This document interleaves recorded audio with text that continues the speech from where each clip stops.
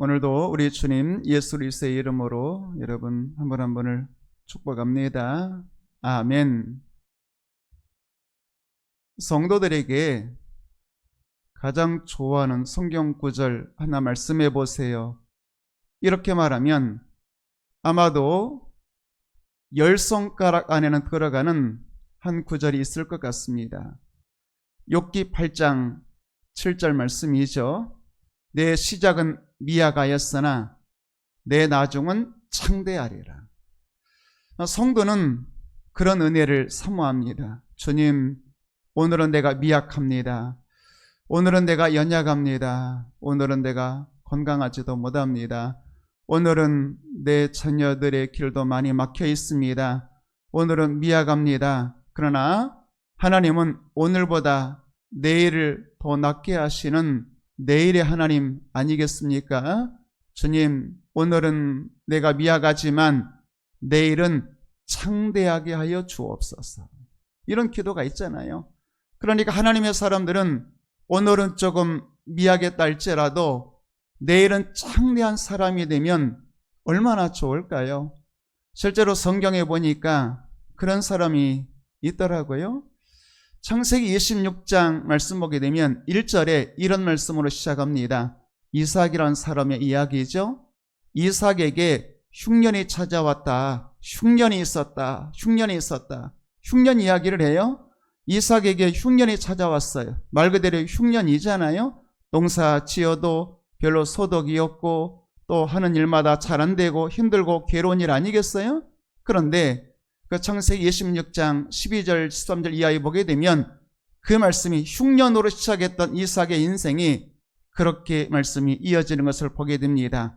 이삭이 농사했는데 100배나 얻었더라. 그리고 여호와께서 복을 주심으로 이삭이 왕성하고 창대하고 마침내란 단어가 나와요. 마침내 거부가 되었더라. 이렇게 말씀하고 있어요. 그러니까 오늘은 흉년으로 시작했어요. 오늘은 이삭의 인생이 좀 힘들었어요. 괴로웠어요. 그런데 하나님의 때가 되니까 하나님께서 이삭에게 100배의 복을 주셨습니다. 그것은 이삭이 농사 잘 지어서가 아니에요. 사실 농사하여 100배 얻었다라고 성경이 말씀하고 있습니다만 이삭의 본래 직업은 목축업하는 목자였어요. 그러니까 목축업하는 목자가 업종을 바꿨어요. 자기 주특기를 바꿨어요. 이삭의 주특기는 자기 집안의 가문의 사업이 있잖아요.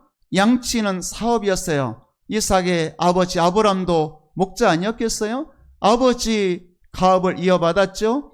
이삭도 목자였어요. 그런데 이삭이 농사를 지었어요. 여러분, 농사가 하루아침에 습득되는 게 아니잖아요. 어제 도시에서 일하다가 직장 생활하다가 오늘 시골로 내려와서 농사 지으면 첫 해부터 농사에 대박 나는 경우가 있겠어요? 쉽지 않잖아요. 그런데 이삭은 본래 목자였어요. 그런데 농부가 되었죠. 그런데 이삭이 농사 지을 때에 100배를 얻었다고 말씀하고 있어요. 그것은 이삭이 머리가 좋아서가 아니에요. 농사기술이 탁월해서가 아니에요. 성경에 명확하게 말씀하고 있어요. 여호와께서 복을 주심으로 이렇게 말씀하고 있죠. 그래서 여호와께서 복을 주심으로 이삭은 왕성하고 창대하고 그리고 마침내 거부가 되었다 이렇게 말씀하고 있는 거죠. 그러니까 시작은 흉년, 그러나 마침내 나중은 거부가 되는 그런 사람이 바로 이삭 아니겠어요? 여러분의 삶이 그런 삶이 되기를 주님의 이름으로 축복합니다. 오늘은 아무리 좋아도 내일 울면 안 되잖아요. 오늘은 조금 울어도 내일 웃을 수만 있다면 하나님의 은혜 아니겠습니까? 성경에 보게 되면 오늘은 웃었어요. 오늘은 괜찮아 보였어요. 아니, 오늘은 성공한 사람처럼 보였어요. 그런데 내일 그의 인생이 하나님께 버림받아 비참한 사람이 되는 사람이 나오죠. 그런데 오늘은 도망자 신세였어요. 오늘은 인생이 캄캄했어요. 오늘은 내일이 안 보였어요.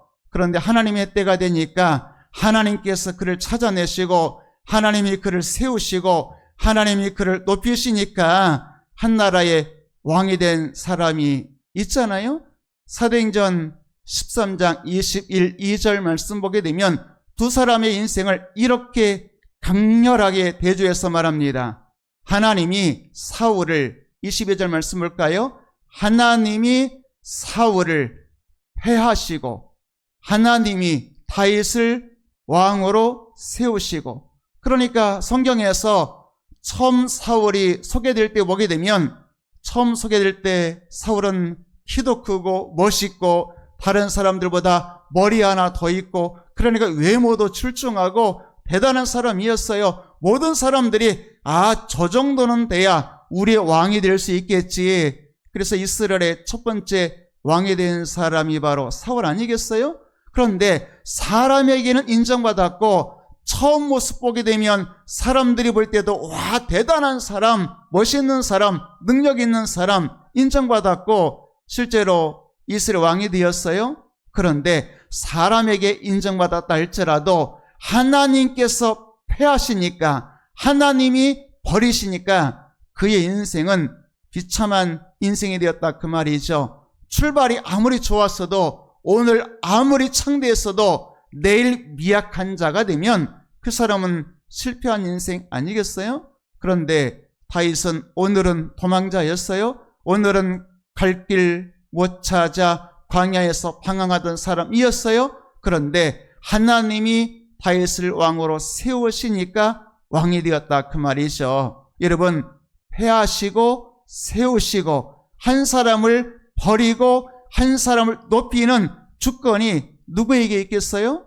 하나님께 있잖아요. 그러니까 우리는 사람에게 잘 보이는 것도 중요하겠지만, 사람이 나를 어떻게 보느냐도 중요하겠지만, 여러분, 하나님께 잘 보이는 여러분 되기를 축복합니다. 여러분의 인생이 누구에게 달려 있겠어요? 하나님께 달려 있는 것입니다. 예레미야 27장 5절 말씀 보게 되면 이런 말씀이 있어요. 나는 이 세상의 모든 것을 만든 창조자다. 나는 큰 능력, 나의 첫은 팔, 능력의 팔이죠. 땅, 지상에 있는 사람, 짐승들, 모든 좋은 것을 다 만들고, 그리고 내가 보기에 옳은 사람, 내가 보기에 좋은 사람에게, 내 마음에 맞는 사람에게 그것을 주었노라. 이렇게 말씀하고 있어요. 여러분, 그러니까 하나님은 누구세요? 먼저 창조주로 소개하고 있죠. 만든 사람으로 소개하고 있죠. 그리고 창조의 하나님이시니까 주권이 누구에 있겠어요? 창조주 하나님께 있죠. 만드신 하나님께서 주시기만 하면 그 사람은 복을 받게 될 줄로 믿습니다. 그럼 우리는 하나님께서 내가 주었노라 그랬으니까 하나님께서 주시면 복을 받는 것 아니겠어요? 하나님이 높여주시면 높은 자가 되는 것 아니겠습니까? 하나님께서 창성하고 왕성하고 마침내 거부가 되게 하신다면 그런 것 아니겠어요? 여러분, 오늘의 인생이 흉년이 찾아왔다 할지라도 낙심하지 마시기를 바랍니다. 혹은 전에는 내가 목자였는데 오늘 내가 농부로서 성공할 수 있을까? 여러분, 괜찮아요. 우리가 경험이 없어도, 지식이 없어도, 내가 잘 알지 못해도 하나님이 도와주시면 100배의 복을 받게 될 줄로 믿습니다. 하나님의 주권 아니겠어요? 내가 만들고, 누가 만들었어요? 하나님이 만들었어요. 누가 창조했어요? 하나님이 창조했잖아요. 그리고 내가 보기에 옳은 사람, 내가 보기에 내 마음에 맞는 사람에게 준다고 말씀하셨잖아요. 하나님이 주시면 우리는 받는 것입니다. 하나님이 주시면 우리는 복을 받게 되는 것이죠. 요한복음 10장에 보게 되면 선한 목자이신 예수님이 우리에게 복 주신다는 표현을 이렇게 말씀하고 있어요. 내가 너에게 구원을 주고 꼴을 주고 생명을 주고 더 풍성하게 주리라. 그러면 너는 구원을 받고 꼴을 얻고 생명을 얻고 더 풍성한 삶을 얻게 될 것이다. 그러니까 요한복음 10장에 보게 되면 받으리라, 얻으리라 이런 말씀이 4번이나 나와요. 구원을 받고 혹은 생명을 얻고 꼴도 받고 꼴도 얻고 그래서 더 풍성한 삶을 얻게 될 것이다. 이렇게 말씀하고 있죠. 그 말은 뭐겠어요? 선한 목자이신 예수님이 구원을 주시면 우리는 구원을 받는 것입니다. 꼴은 여러분 아시죠? 꼴은 우리에게 필요한 모든 것, 짐승의 먹이니까 이 땅에 사는데 필요한 모든 것 아니겠어요? 선한 목자 예수님이 주시면 그 사람은 구원, 영적인 것만 받는 것이 아니라 꼴로 대표되는 이 땅에 필요한 모든 것들도 선한 목자 예수님이 주시면 우리는 얻게 되는 거죠. 받게 되는 거죠. 또 생명도 마찬가지고 더 풍성한 삶도, 그러니까 받는다, 얻는다는 말씀이 4번이나 나와요. 그 말을 보겠어요? 선한 목자 예수님이 주시면 받는다는 것 아니겠어요? 여러분, 선한 목자 예수님께 구원도 받고 꼴도 받는 여러분 되기를 축복합니다. 생명도 얻고 더 풍성한 삶을 얻게 되기를 축복합니다.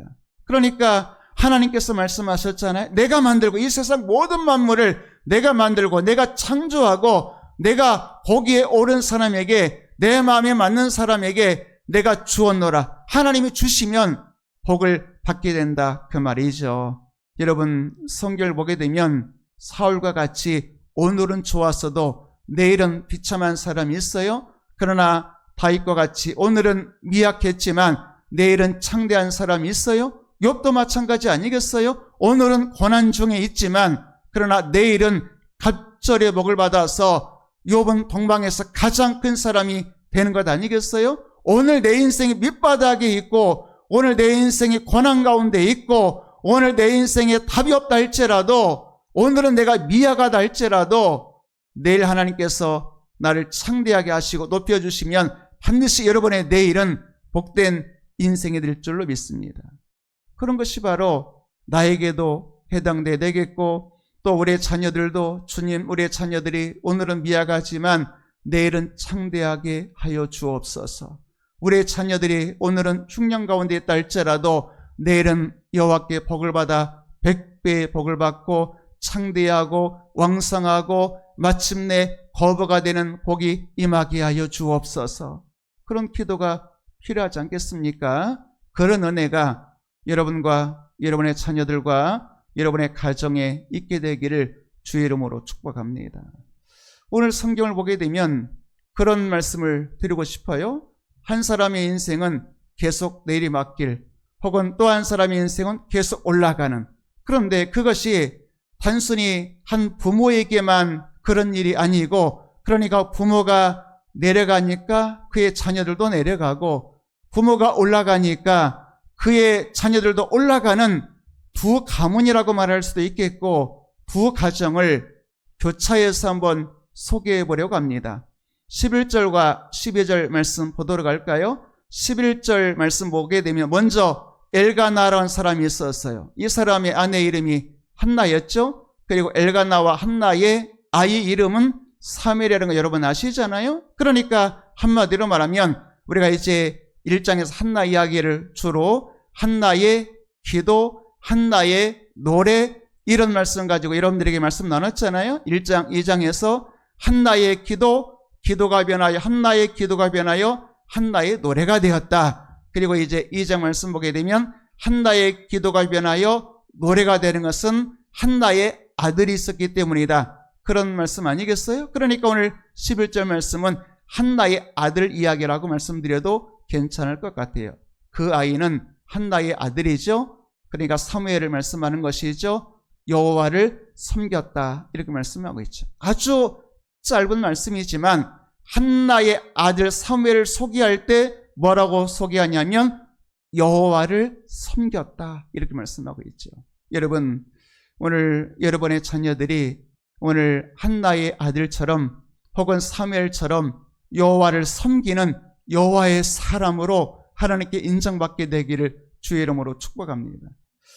그런데 좀 안타깝죠. 12절 말씀 볼까요? 그러니까 한나의 아이는 여호와를 섬겼는데 엘리의 아들들은 여호와를 알지 못하더라, 이렇게 말씀하고 있어요. 그러니까 11절과 12절은 아주 날카롭게 대조되고 있어요. 여러분, 엘리가 누구겠어요? 당시 제사장이었잖아요. 그러니까 제사장의 아들, 지금은 이름도 안 나오지만 나중에 홈리와 비느하스를 여러분 들어본 적이 있을 것 같아요. 그 엘리 아들들은, 그러니까 제사장의 아들들이니까 여호와를 알지 못하더라, 이 말은 하나님이 어떤 분인지 몰라다 그런 이야기가 아니에요. 지식적으로 하나님 몰랐겠어요? 그들이 제사장의 아들들이니까 그들도 여호와의 성막에서 여호와를 섬기고 제사를 주관하지 않았겠어요? 당신은 제사장의 아들은 제사장이었기 때문이죠. 그러니까 성전에 살 건 다 했어요. 그런데 문제는 뭐냐면 여호와를 몰라요. 그 말은 무슨 뜻이겠어요? 지식으로 몰랐다는 게 아니에요. 여호와를 들어보지 못했다는 게 아니에요. 하나님을 인격적으로 만나지 못했다는 거예요. 여러분, 오늘 시간 제사장의 아들은 자동으로 직분은 제사장이 될 수 있을지 모르겠지만 제사장의 아들이라고 해서 자동으로 하나님을 잘 아는 믿음의 자녀가 되는 것은 아니에요. 그렇기 때문에 하나님의 은혜가 필요하죠. 여러분, 기도하는 한나 이야기 했잖아요. 기도하는 엄마의 혹은 예배하는 엘가나 아버지의 자녀였던 아들이었던 사무엘은 여호와를 잘 섬겼다 이러잖아요. 그러니까 여러분, 오늘 시간 여러분의 가정이 엘가나나 혹은 한나와 같이 여러분들에게도 하나님의 은혜가 임했지만 여러분의 자녀들은 특별히 오늘 사무엘처럼 여호와를 잘 섬기는 하나님의 사람으로 믿음이 계승되고 믿음이 전수되는, 믿음이 계대되는 그런 은혜가 있게 되기를 주의 이름으로 축복합니다. 오늘 말씀 보게 되면 이렇게 날카롭게 대조되잖아요. 한나의 아들은 여호와를 섬겼더라. 엘리의 아들들은 여호와를 알지 못하더라. 여러분, 우리가 어느 가정편에 서야 되겠어요? 여러분, 한나와 같이 그런 복을 받는 여러분 되기를 축복합니다. 나뿐만 아니라 나의 자녀들에게도 여호와를 잘 알고 하나님 어떤 분인지 잘 알고 하나님을 잘 섬기는, 하나님을 인격적으로 만나고 하나님 어떤 분이신지 영적인 눈으로 발견하는 그런 복된 역사 있게 되기를 축복합니다. 17, 18절 말씀 또 볼까요? 17절과 18절 말씀 보게 되면 다시 한번 이 두 가정의 자녀들 아주 날카롭게 다시 대조하죠. 이 소년들은 여호와의 제사를 멸시했다. 누구겠어요? 엘리 아들들을 말하는 거예요. 엘리의 아들들은 여호와의 제사, 여호와의 예배를 멸시했다는 거예요. 여러분, 우리의 자녀들이 하나님 앞에 예배드리고 하나님 앞에 하나님을 섬기는 것을 멸시하고 가볍게 여기면 되겠어요? 그런데 엘리의 아들들, 소년들은 여호와의 제사를 멸시했다 이렇게 말씀하죠. 그런데 18절 말씀 볼까요? 자, 이 소년들과 대조되는, 엘리 아들들과 대조되는 한나의 아들이 되겠죠. 사무엘은 어렸을 때부터 여호와 앞에서 여호와를 섬겼다 이렇게 말씀하고 있죠. 여러분, 여러분의 자녀들이 혹은 여러분의 손자 손녀들이 어렸을 때부터 여호와 앞에서 여호와를 섬기는 믿음의 가문 되기를 주의 이름으로 축복합니다. 오늘 말씀을 읽다 보면 하나님의 은혜가 정말 필요한 것 같아요. 주님, 우리의 가정이 오늘 엘리는 제사장이었잖아요. 오늘은 창대한 것처럼 보였잖아요. 그러나 그의 아들들을 보게 되면 나중은 심히 미약하게 되는 것 아니겠어요? 그러나 한나, 여러분 1장에서 읽었잖아요. 늘 울고 슬퍼하고 가슴 아파하고 마음이 괴로운 여자였으나 그러나 이제 2장으로 넘어와 보니까 노래하는 한나, 그리고 그의 아들들 보게 되면 한나의 눈물의 기도가 결코 헛되지 않았구나. 한나의 눈물의 기도는 하나님의 보좌에 상달되었구나. 이것을 열매로 지금 사무엘을 통해서 보고 있는 것 아니겠어요? 여러분, 사무엘은 어려서부터 여호와 앞에서 여호와를 잘 섬긴 사람, 엘리 아들들은 여호와의 제사 예배를 멸시하는 아들들, 이렇게 대조되고 있잖아요. 두 번이나 대조했잖아요. 21절부터 4절까지 보게 되면 한 번 더 성경이 사무엘상 2장에 보게 되면 이렇게 말씀하고 있어요. 다시 읽어보지 않겠습니다만, 자, 한나의 아들이 그렇게 하나님 앞에서 하나님을 섬기고 예배를 기뻐한 것이 뭐냐? 여호와께서 한나를 돌보셨다, 이런 표현이 나오잖아요. 여러분, 하나님이 여러분을 돌봐주시는 은혜가 있게 되기를 축복합니다. 지난 1장에서 그런 표현이 나왔잖아요. 여호와께서 한나를 생각해 주시니까 한나가 임신하고 아들 낳았다, 이런 표현이 나왔잖아요. 그러니까 하나님 한나를 생각해 주시고 하나님 한나에게 은혜 주셨다는 거예요. 그랬더니 그의 눈물의 문제였던, 마음의 괴로운 문제였던 자식 문제가 해결되고 하나님께서 그에게 아들을 주셨다는 것 아니겠어요? 오늘도 여호와께서 한나를 돌봐주시니까 그 다음 말씀 보게 되면 아이 사무엘은 여호와 앞에서 자라니라. 여호와 앞에서 예배드리고 여호와를 섬기고 여호와 앞에서 자라가는 하나님의 사람으로 하나님께서 한나의 아들에게 복을 내려 주시는 거죠. 여러분, 먼저 누가 은혜 받았어요? 엄마 한나가 하나님께 은혜 받았죠. 하나님이 돌봐주셨죠. 그러자 그의 아들도 하나님이 돌봐주시고 믿음을 주시고 하나님 앞에서 어려서부터 하나님을 섬기며 하나님 앞에서 자라는, 여호와 앞에서 자라는 믿음의 자녀로 하나님께서 돌봐주셨고 은혜 주셨다고 말씀하고 있는 것이죠. 여러분, 오늘 이 시간 여러분에게 먼저 한나를 돌봐주신 것처럼 하나님이 여러분들을 돌봐주시는 은혜가 있게 되기를 축복합니다. 그래서 여러분의 자녀들도 한나의 아들처럼 사무엘처럼 어려서부터 여호와 앞에서 자라고 어려서부터 여호와 앞에서 예배하고 하나님을 잘 섬기는 믿음의 가문, 믿음의 계승이 이루어지게 되기를 주의 이름으로 축복합니다. 자, 지금 한나의 아들의 세 가지 이야기 했잖아요. 또 대조되는 바로 그 다음 구절에 보게 되면 한나의 아들은, 엘리의 아들들은 대조되어서 말씀하고 있잖아요.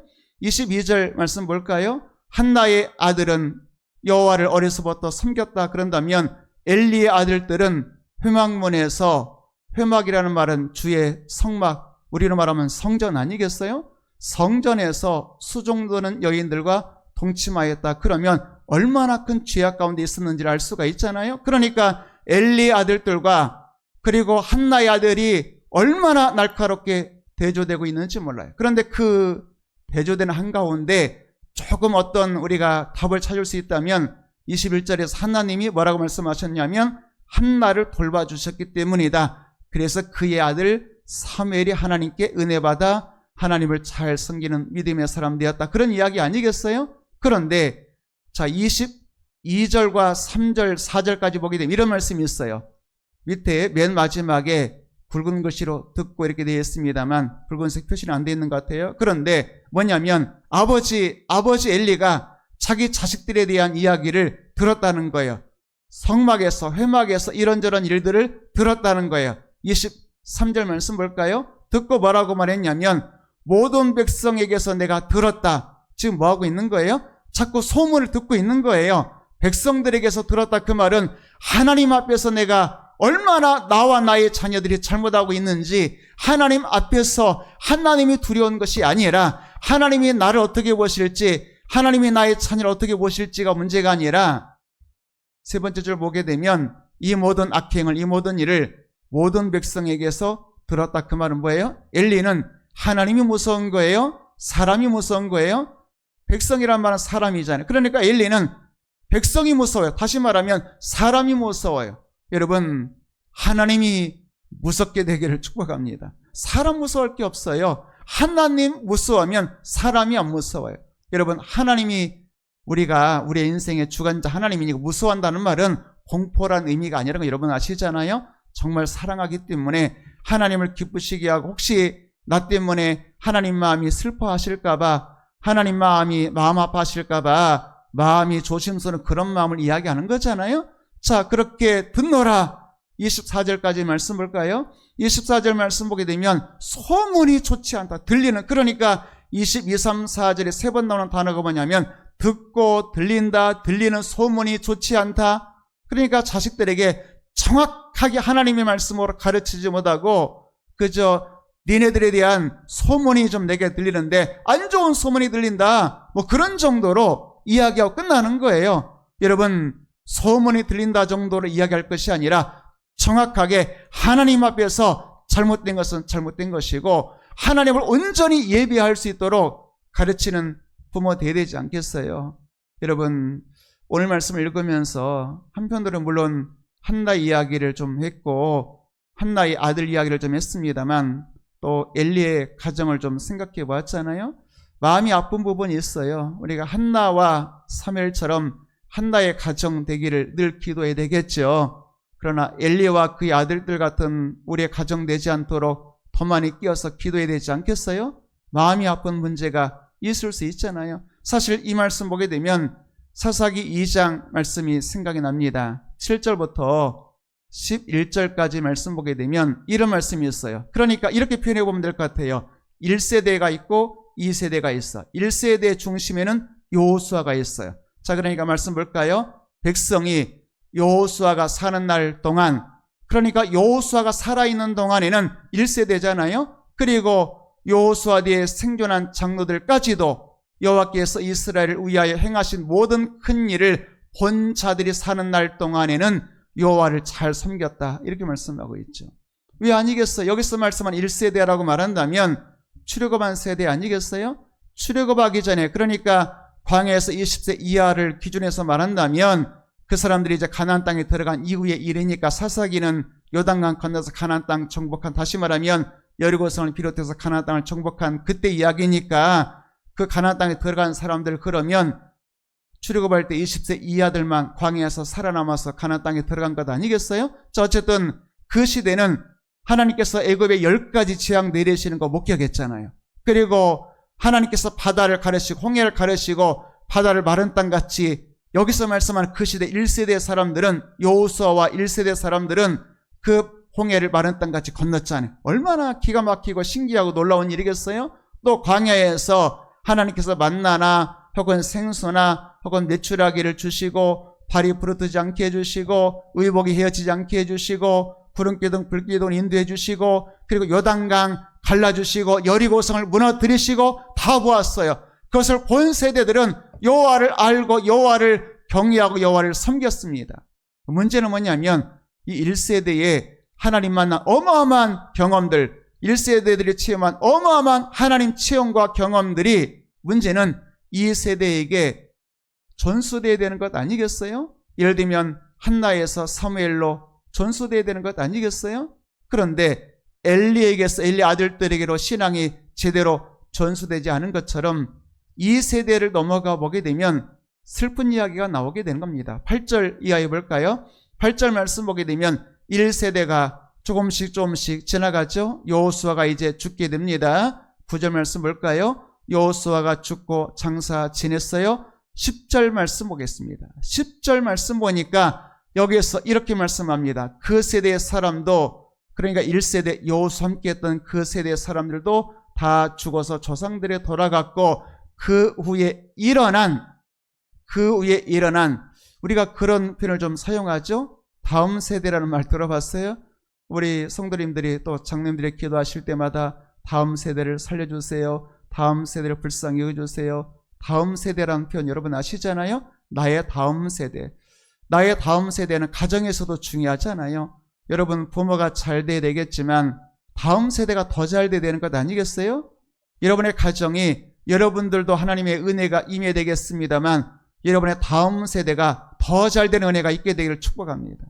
근데 다음 세대가 아니고 성경이 뭐라고 말씀하냐면 다른 세대라고 말씀하고 있어요. 그 말은 뭐겠어요?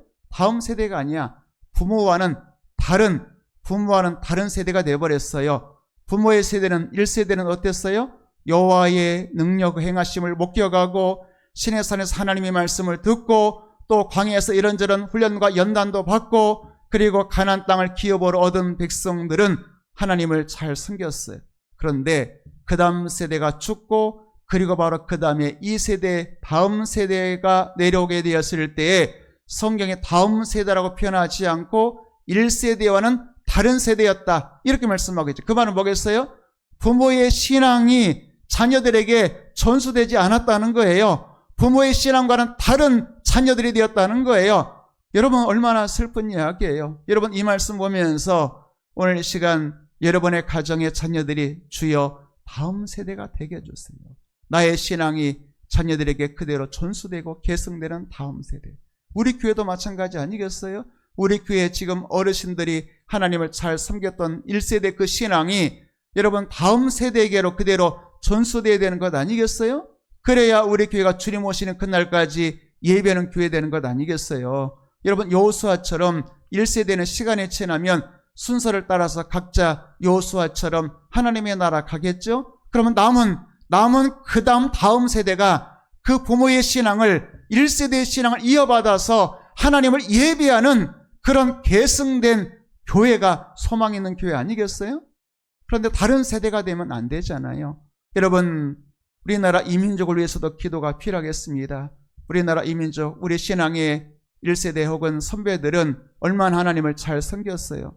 그런데 과연 그 다음 세대들이 하나님을 잘 섬기는 다음 세대, 계승된 다음 세대가 될 수 있는지, 아니면 1세대 신앙과는 전혀 다른 세대가 될 수 있는지는 여러분, 오늘 한나에게 어떤 표현이 있었죠? 여호와께서 돌봐주셨다. 다른 말로 말하면 하나님의 은혜가 한나에게 임했다. 그런 것 아니겠어요?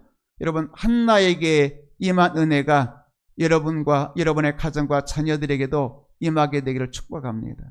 한나에게 임한 하나님이 돌봐주시고 하나님께서 기억해 주시고 은혜 주신 그 은혜가 우리 교회 어른들 1세대 뿐만 아니라 여기 앉아 계신 여러분들이 1세대라고 한다면 여러분들 뿐만 아니라 우리 교회 주일학교의 다음 세대에도 다른 세대가 아니라 부모의 신앙과 전혀 다른 이상한 신앙 가진 그런 다른 세대가 아니라 다음 세대가 되어서 하나님을 알고 또 부모의 하나님을 자녀들이 알고 그리고 부모가 섬겼던 하나님을 자녀들이 섬겨야 되는 것 아니겠어요? 그런데 다른 세대가 되어버리니까 여호와를 알지 못하고 또 여호와께서 행하신 일도 알지 못했다. 여러분, 엘리의 자녀들이 하나님을 몰랐다 그런 표현이 나오잖아요. 지식으로 몰랐다는 거겠어요? 하나님을 인격적으로 만나고 하나님의 영과 내 영혼이 부딪히는 그런 하나님을 경험하는 것을 말하지 않겠습니까? 여러분, 오늘 다른 세대라는 표현이 나오잖아요. 다음 세대가 아니고 다른 세대가 되면 그 가정에 영적으로 무슨 희망이 있겠어요? 또 우리 교회가 다음 세대가 어른들의 신앙을 물려받은 다음 세대가 되어야 되는데 다른 세대, 신앙이 전혀 다른 그런 다른 세대가 된다면 무슨 희망이 있겠어요? 또 우리나라 이민족도 마찬가지잖아요. 1세대, 2세대 혹은 지금 우리나라가 몇 세대까지 왔는지는 모르겠습니다만 그 신앙의 세대가 지금까지 우리가 계승받아 왔잖아요. 여러분, 우리의 다음 세대들도 다른 세대가 아니라 다음 세대로 하나님을 잘 섬기는 그런 은혜가 있도록 기도하는 여러분 되기를 축복합니다. 그렇게 다른 세대가 되면 여호와를 알지 못하고 11절까지 말씀 읽고 기도하도록 하겠습니다. 여호와를 알지 못하니까 여호와의 목전에 악을 행하고 그리고 우상을 숭배했다. 이렇게 말씀 이어지는 것 아니겠어요? 여러분, 다음 세대와 다른 세대가 날카롭게 부딪히고 있습니다. 한나의 가정과 엘리의 가정이 날카롭게 대조되고 있죠. 한나의 아들과 엘리의 아들들이 날카롭게 대조되고 있습니다. 나의 가정은, 나의 자녀들은, 또 우리 교회 주일학교는, 이 나라 이민족의 내일은 어떻게 될까요? 여러분, 이 나라 이민족의 내일은 다음 세대가 여러분의 신앙을 이어받아야 우리나라도 희망이 있는 것 아니겠어요? 이 땅의 교회가 희망이 있는 것 아니겠어요? 기도가 필요한 그런 시대인 것 같습니다. 혹시 우리의 다음 세대가 성경이 말씀하는 다른 세대로 변질된다면 안 되잖아요.